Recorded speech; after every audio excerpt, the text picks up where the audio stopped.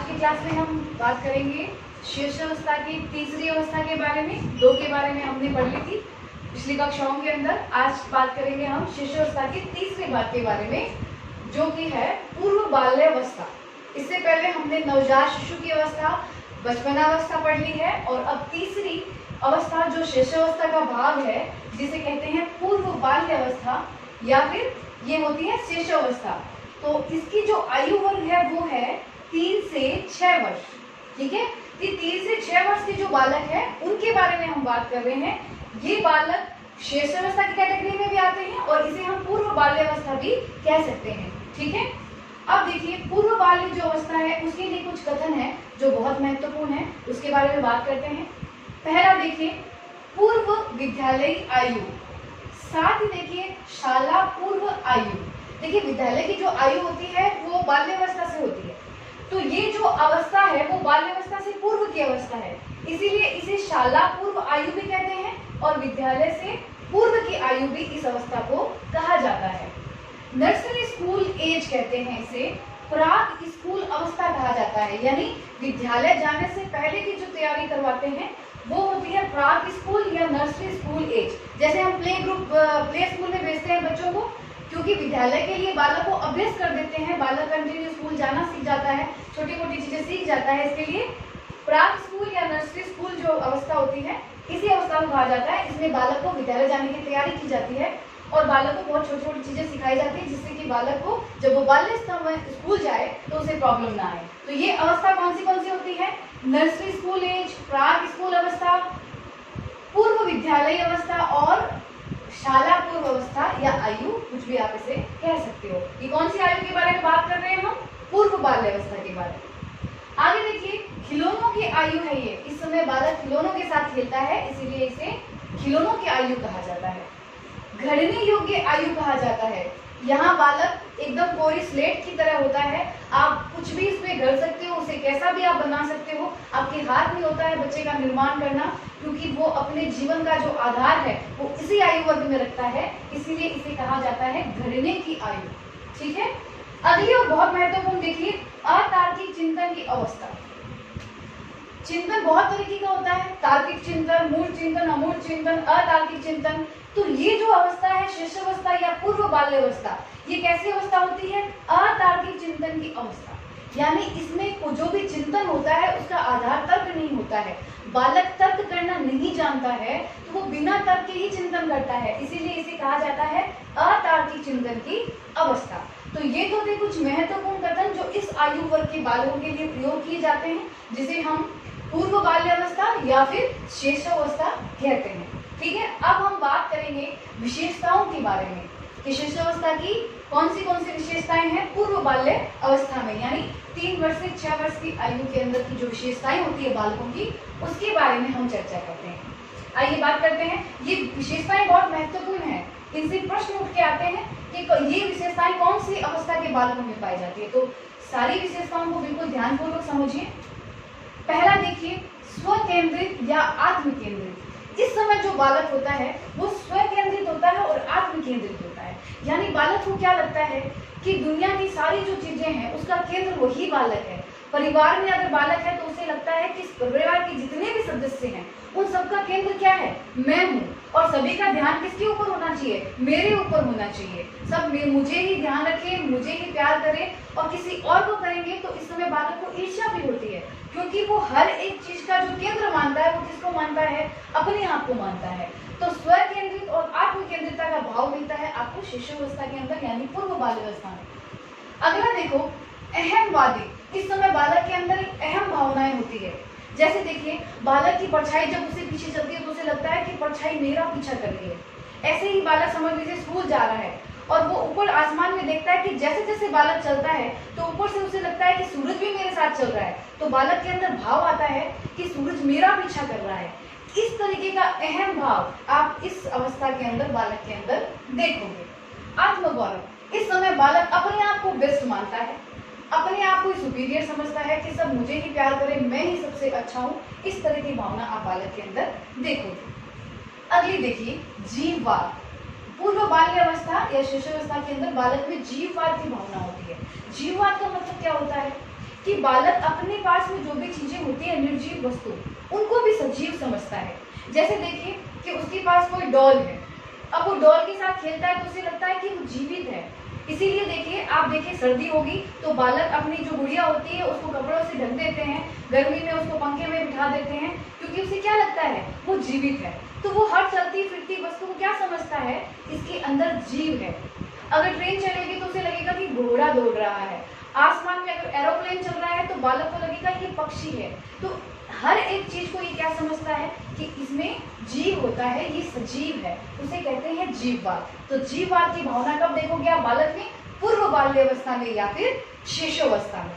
आगे देखिए उत्क्रमणशीलता या फिर इसे कहेंगे हम पलावटी गुण का अभाव। इसका मतलब क्या होता है कि बालक को यदि एक परिस्थिति में कुछ सिखाया जाता है तो बालक दूसरी परिस्थिति में उसका प्रयोग नहीं कर पाता है, उसे कहते हैं उत्क्रमणशीलता।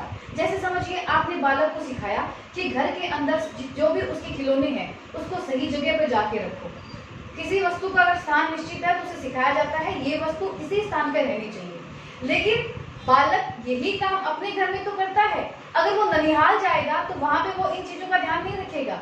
वहां उसको ये समझ नहीं आएगी कि वहां पे जिस वस्तु को वो जिस स्थान से उठा रहा है उसे वही रखना चाहिए, क्योंकि इस समय तक बालक के अंदर पलावटी गुण विकसित नहीं होता है, यानी वो अपनी एक स्थिति में सीखे गए ज्ञान का प्रयोग दूसरी स्थिति में नहीं कर पाता है। इसे हम क्या कहेंगे, उत्क्रमणशीलता या फिर पलावटी गुण का अभाव। आगे देखिए अनुकरण की प्रवृत्ति। देखिए बालक इस समय जो भी सीखता है अनुकरण से बहुत कुछ सीखता है, अपने आसपास में वातावरण में जो भी वो देखेगा वही वो सीखेगा। बहुत सारे बालक छोटी आयु के अंदर गाली देना सीख जाते हैं, ऐसा क्यों होता है, क्योंकि वो आसपास में देखता है किसी को देते हुए तो वो उसका अनुकरण कर लेता है। घर के अंदर वो जैसा देखेगा उसके माता पिता जैसे बात करेंगे वो वैसे ही बात करना सीख जाएगा। इसलिए कहा जाता है कि बच्चों के सामने ठीक से बात करनी चाहिए। अब देखिए वो कोई मूवी देखते हैं तो हीरो जो डायलॉग मारता है बच्चा भी वैसा ही डायलॉग मारता है। ये कैसे सीख रहा है, वो अनुकरण के माध्यम से सीखता है। देखिए अनुकरण हम बड़े होने के बाद भी करते हैं, लेकिन जब बड़े हो जाते हैं तो हमारे अंदर सोचने समझने की शक्ति डेवलप हो जाती है, तो हम उचित अनुचित क्या सीखना है क्या नहीं सीखना है इसके बारे में चिंतन कर सकते हैं। तो वहां पे सीखना अनुकरण के द्वारा कम होता है, लेकिन बचपन में बालक जैसा देखेगा वैसा ही सीखेगा। इसीलिए वातावरण को हमेशा वैसा ही रखिए जैसा आपको बालक को सिखाना है। अब देखिए बालक और क्या सीखता है। बालक देखिए सामान्य जो हरकतें होती है बालक की, चलना दौड़ना ये सब तो सामान्य बातें हैं। बालक अक्षर लिखना सीख जाता है, गिनती सीख जाता है, रंगों को पहचानना सीख जाता है। धीरे धीरे ये सब गुण बालक के अंदर शिशुअवस्था में या पूर्व बाल्यावस्था में डेवलप हो जाते हैं। अगला देखिए दूसरे बालकों में रुचि और अरुचि। इस समय तक बालक जब थोड़ा बड़ा हो जाता है 2 से 5 वर्ष के अंदर, तो बालक देखिए उसको अगर किसी को पसंद है किसी के साथ खेलना तो उसी के साथ खेलेगा, और अगर किसी में अरुचि है, कोई इंसान उसे पसंद नहीं है तो ना उसके पास जाएगा ना उसके साथ खेलेगा। तो इस तरह की भावना आप पूर्व बाल्यावस्था में बालक में देख सकते हो। हल्की भारी वस्तुओं का ज्ञान समझ में आ जाता है। बालक जब जो बहुत छोटा होता है तो वो कोई भी सामान को खींचने का प्रयास करता है, उठाने का प्रयास करता है। छोटा बच्चा किचन में जाके भारी डब्बों को भी खींचने लगता है, उसे ये समझ नहीं होती ये इतना भारी है कि मुझे इसे उठाना नहीं है। लेकिन इस समय तक बालक को, जब बालक थोड़ा बड़ा हो जाता है तो बालक को ज्ञान हो जाता है कि ये चीजें हल्की है, ये चीजें भारी है, इसको उठाना चाहिए या फिर नहीं उठाना चाहिए। अगला देखिए वेरी इंपॉर्टेंट, कल्पना की सजीवता। ये बहुत ही इंपॉर्टेंट है।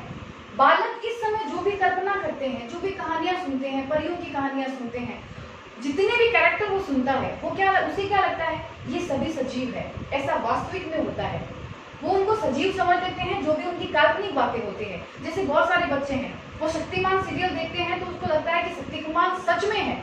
बहुत सारी परियों की कहानियां सुनता है तो लगता है कि वो परियां सच में है। उसे कहते हैं कल्पना की सजीवता। ये भावना आप देखोगे बालकों की पूर्व बाल्यावस्था में, या फिर जिसे हम शिशुअवस्था भी कह सकते हैं। ठीक है, नेक्स्ट देखिए बहुत ही महत्वपूर्ण है ये भी, ऑडिपस और इलेक्ट्रा ग्रंथि का विकास हो जाता है इस अवस्था के अंदर। देखिए ऑडिपस ग्रंथि होती है जिसके अंदर पुत्र को अपनी माता के प्रति बहुत प्रेम होता है। वो अपने पिता को पसंद नहीं करता है लेकिन अपनी माता को बहुत ज्यादा ही पसंद करता है, उसमें मातृ प्रेम की भावना बहुत होती है, वो होती है ऑडिपस ग्रंथि। और इलेक्ट्रा ग्रंथि के अंदर क्या होता है कि पुत्री का अपने पिता के प्रति बहुत प्रेम होता है, वो अपनी माता को ज्यादा पसंद नहीं करती है, वो सिर्फ अपने पिता को ज्यादा प्रेम करती है। तो ये किस ग्रंथि की वजह से होता है? इलेक्ट्रा ग्रंथि की वजह से। तो इस समय पूर्व बाल्यावस्था या शिशुवस्था में ऑडिपस और इलेक्ट्रा ग्रंथि का क्या हो जाता है? विकास होगा। ठीक है, आगे देखिए क्षणिक मित्रता। इस समय बालक जो मित्रता करता है वो बहुत थोड़ी सी समय की होती है। समझ लीजिए बाहर कहीं गया, कोई फंक्शन में गया, ट्रेन में गया, वहां कोई बालक मिला, 2 मिनट में वो मित्र बन गए, खेलने लगे और उसके बाद वो बिछड़ गए। ऐसा नहीं कि उनसे कंटिन्यू वो टच में रहेंगे, मित्रता क्षणिक होती है, कुछ समय के लिए होती है। 1 या 2 मित्र बनाते हैं और मित्रता जो होती है वो बहुत कम टाइम के लिए होती है, ऐसा नहीं होती कि घनिष्ठ मित्रता होती है। आगे देखिए नैतिकता का अभाव, बालक के अंदर इतनी सोच समझ नहीं होती है, सत्य असत्य, अच्छा बुरा, नैतिक अनैतिक, इस सब का ज्ञान बालकों के अंदर नहीं होता है। तो इस समय नैतिकता का अभाव पाया जाता है शिशुअवस्था या फिर पूर्व बाल्यावस्था। अगला देखिए सामाजिकता का विकास शुरू होता है इस समय। देखिए ऐसे तो सामाजिकता का अभाव है इस समय, क्योंकि बालक सामाजिक नहीं होता है जब छोटा होता है, बहुत छोटा होता है। जैसे 2 साल तक के बालक को सामाजिकता के बारे में क्या पता होता है। लेकिन वैलेंटाइन का एक स्टेटमेंट है, वो कहते हैं कि जब बालक 2 से 5 वर्ष का, 4 या 5 वर्ष का हो जाता है तो बालक में अपने छोटे भाई बहनों के प्रति उनकी सुरक्षा की भावना का विकास हो जाता है। ये बालक दूसरे छोटे बालकों के साथ खेलना पसंद करते हैं, उनके संग साझेदारी करना पसंद करते हैं, अपना सामान उन्हें देना पसंद करते हैं, लेना पसंद करते हैं। तो इस प्रकार कुछ सामाजिक गुणों का विकास इस समय होना आरंभ हो जाता है। ठीक है, अगला देखिए संवेगों की अभिव्यक्ति। देखिए बालक इस समय अपने संवेगों को अभिव्यक्त कर देता है, उसे नियंत्रण करना इस समय नहीं आता है। बालक जब जन्म लेता है तो उसके सबसे पहले जो संवेग होता है वो उत्तेजना होता है, जिसका प्रदर्शन वो करता है। ब्रिजेस एक मनोवैज्ञानिक है, उनका कहना है कि 2 वर्ष के अंदर बालक के सभी संवेग जो होते हैं प्रदर्शित होने लग जाते हैं। लेकिन बहुत सारे मनोवैज्ञानिक हैं जो बाल मनोविज्ञान के ऊपर ज्यादा अध्ययन किए हैं, तो शिशु अवस्था में या शिशु अवस्था के अंदर उनका मानना ये है कि बालकों के अंदर मुख्यतः 4 संवेग प्रदर्शित होते हैं, जो कि होते हैं प्रेम, क्रोध, भय और पीड़ा। ये ही 4 संवेग आप ज्यादातर शिशु के अंदर देखोगे जिसको वो व्यक्त कर देता है। अगला देखिए अंतर्मुखी और एकांकी प्रिय। इस समय बालक जो होता है अंतर्मुखी होता है, उसे खुद से बातें करनी अच्छी लगती है। देखना छोटा बालक होगा, खिलौने लेके बैठ जाएगा, खुद से बातें करते रहेगा, कुछ न कुछ बोलता रहेगा और अकेले रहेगा और मस्त रहेगा। एकांकी प्रिय होता है। क्रो एंड क्रो एक स्टेटमेंट है कि बालक जब छोटा होता है तो पहले तो वो अकेला खेलता है, बाद में वो धीरे धीरे जैसे जैसे बड़ा होता है तो वो दूसरों बच्चों के संग खेलने लगता है और उसे उसमें आनंद आने लग जाता है। लेकिन बालक मुख्यतः क्या है इस अवस्था में? अंतर्मुखी और एकांकी। अगला देखिए सीखने की दृष्टि से महत्वपूर्ण काल, ये बहुत ही इंपॉर्टेंट है। सीखने की दृष्टि से महत्वपूर्ण काल होता है शिशुअवस्था। ऐसा क्यों? क्योंकि देखिए इस समय बालक का मानसिक और शारीरिक विकास क्या होता है? तीव्र होता है। ठीक है, तो बालक की सीखने की क्षमता क्या होती है? बहुत अधिक होती है। तो मनोवैज्ञानिक गेसेल का एक स्टेटमेंट है कि बालक 6 वर्ष की आयु तक यानी 6 वर्षों में जितना वो आगे के 12 वर्षों में सीखेगा उससे दुगना सीख जाता है। कब? 6 वर्ष की अवस्था में। ऐसा किसका मानना है? गेसेल महोदय का। अगला देखिए जिज्ञासा की प्रवृत्ति। इस समय बालक बहुत जिज्ञासु होता है। बालक को कोई खिलौना दीजिए आप, वो उसे तोड़ देगा, उसके भाग कर देगा, कभी उसे कैसे फेंकेगा, कभी कैसे उसका प्रयोग करेगा, क्योंकि उसे क्यूरियोसिटी रहती है कि ये है क्या।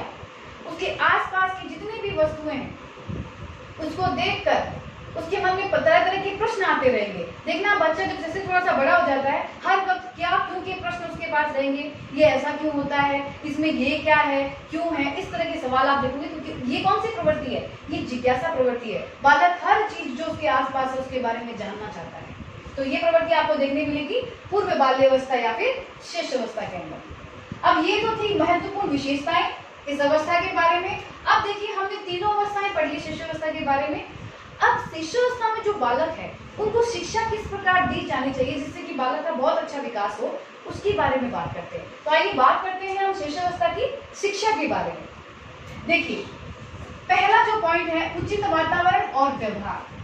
बालक को उचित वातावरण दिया जाना चाहिए, शांत वातावरण, मधुर वातावरण, क्योंकि अगर उचित वातावरण नहीं मिलेगा तो बालक का विकास अच्छा नहीं होगा। जैसा कि हम जानते हैं कि विकास को वातावरण बहुत हद तक प्रभावित करता है, इसीलिए वातावरण को अच्छा रखना बहुत जरूरी है। क्योंकि ये बालक का ये जो पीरियड है शिशुअवस्था, ये उसकी नींव का पीरियड है। तो यहाँ इस समय उसके वातावरण का बहुत ध्यान रखना जरूरी है।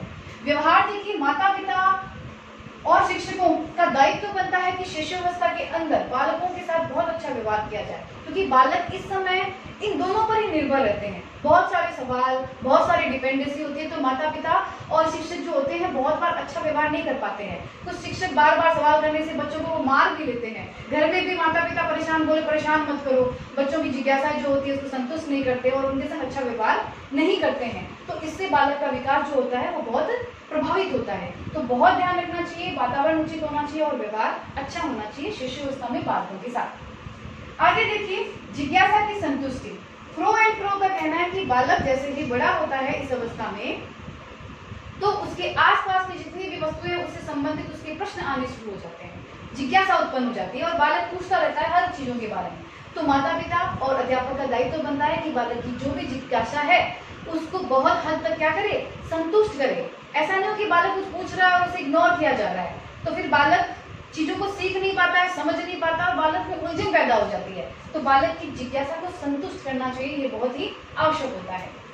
अगला देखिए, वास्तविकता का ज्ञान।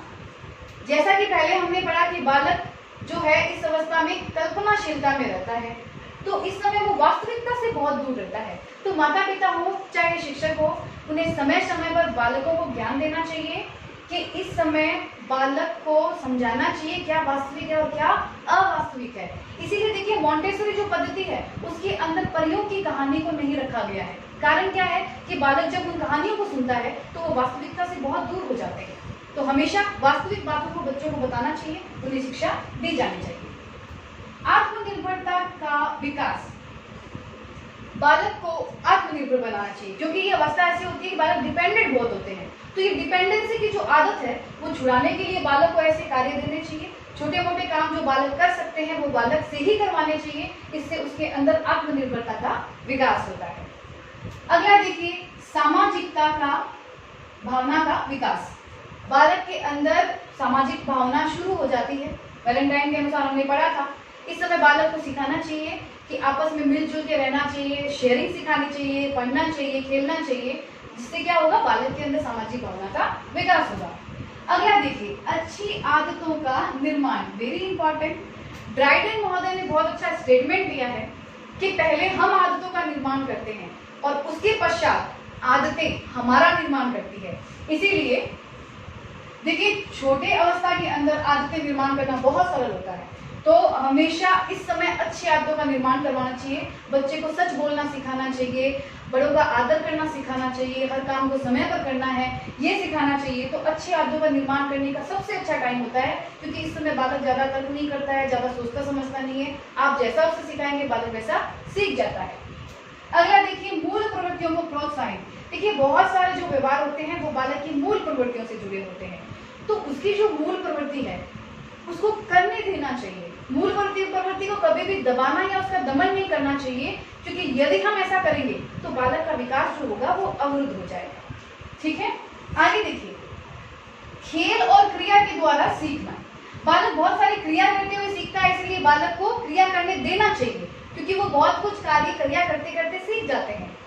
स्ट्रेन महोदय का कहना है कि बालक बहुत सारी चीजें अपने बारे में और संसार के बारे में खेल खेल में ही सीख जाता है, इसलिए बालक को खेल के माध्यम से बहुत सारा ज्ञान प्रदान करना चाहिए, इससे बालक जल्दी सीखता है।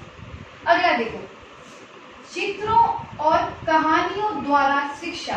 क्रो एंड क्रो का अनुसार है कि बालक जब 5 वर्ष का हो जाता है तो आप यदि उसे कहानियों के साथ में उन कहानियों के चित्र दिखाओगे तो बालक को वो चीज सीखने में, सुनने में अच्छी लगेगी, उसे पसंद आएगा, उसे आनंद आएगा। तो बालकों को चित्रों और कहानियों के द्वारा शिक्षा दी जानी चाहिए। अंतिम देखिए, विभिन्न अंगों की शिक्षा। बालक को ज्ञानेंद्रियों और कर्मेंद्रियों का ज्ञान देना चाहिए, क्योंकि इसी के माध्यम से बालक व्यवहार करना सीखता है, बहुत कुछ सीखता है, तो बालक को इसका ज्ञान देना बहुत आवश्यक है। रूसो जो महोदय हैं उन्होंने एक स्टेटमेंट कहा है कि बालक के हाथ, पैर और नेत्र जो होते हैं ये उनके आरंभिक शिक्षक होते हैं। इसी से बालक याद करना, पहचानना और सोचना सीखता है। इसीलिए बालकों को उनके अंगों के बारे में शिक्षा दी जानी बहुत ही आवश्यक होती है। तो ये थी शिशुअवस्था। यहाँ पे हमारे शिशुअवस्था का भाग पूरा होता है। अगली क्लास में हम बाल्यावस्था के बारे में बात करेंगे। इसका स्क्रीनशॉट ले लीजिए।